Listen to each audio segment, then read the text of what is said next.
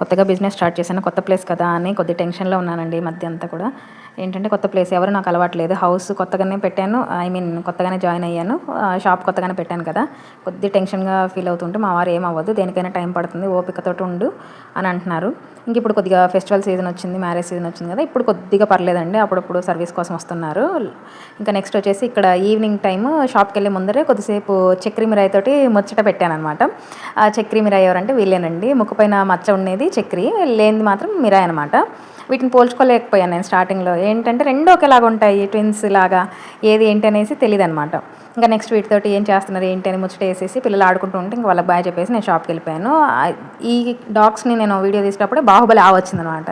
ఎందుకు బాహుబలి ఆవు అంటున్నానంటే, బాహుబలి మూవీలో ఎలాగైతే ఆవులు ఉంటాయి చూడండి, వాటి కొమ్మలు ఎలా ఉంటాయో అలాగే ఉంది ఆవు చూడడానికి. నాకు అదే గుర్తొచ్చింది, అందుకే ఒకసారి వీడియో తీద్దామని తీశాను.